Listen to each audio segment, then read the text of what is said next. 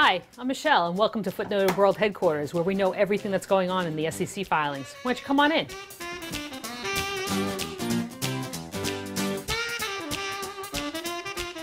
This is the war room where we do a lot of our research here on the SEC filings. Now, of course, what you need to know is have to have important dog toys here to keep the dog occupied. See, a lot of people seem to think that I'm the one who reads the SEC filings, but it's really not true. My dog really is the secret behind my success. Hi, Kamara. You ready to do some work? Let's get started. There's a good one from IBM today, I think. Let's go take a look.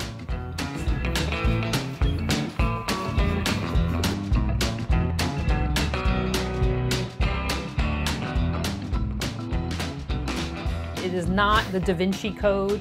It is not going to keep you up on Friday night where you can sit there and read it cover to cover. I don't read filings cover to cover.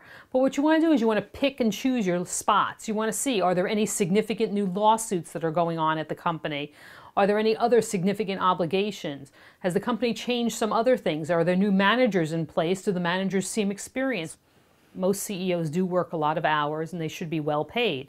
But when you start to see compensation that's out of whack, or when you get these huge bonuses and the company isn't doing well, that's when you start to wonder, what's really going on here.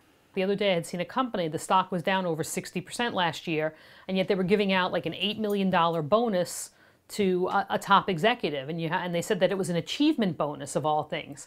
And you have to wonder, what kind of an achievement is it to drive your stock down by 60% in the past year? Those are the sorts of things that you want to look at.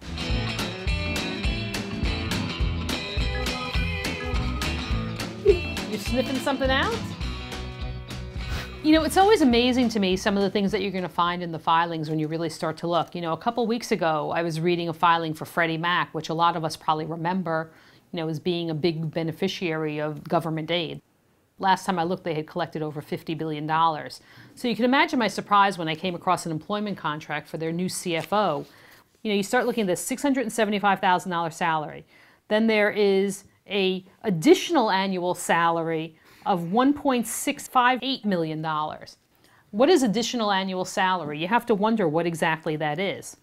And then there's an annual target incentive of $1.16 million. And then there's also a signing bonus of $1.95 million. You start adding this up and you're like, wow, that's, seems like a lot of money here to go for a top executive at a very, very troubled company.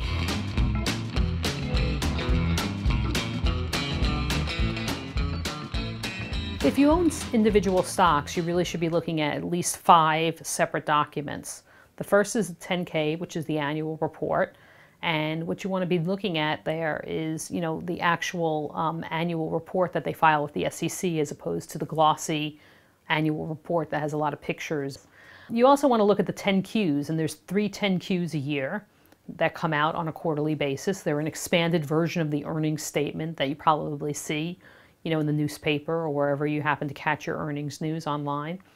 And you also want to look at the proxy statement. Now, the proxy statement is sort of the juiciest one of them all because that has all the information about executive pay. And that's obviously a very big topic right now, looking at how much does someone make, what else are they getting, what sort of perks are they getting, corporate jet usage, who knows. There's all sorts of really good stuff in there. It's actually a pretty good read if you invest the time to read it.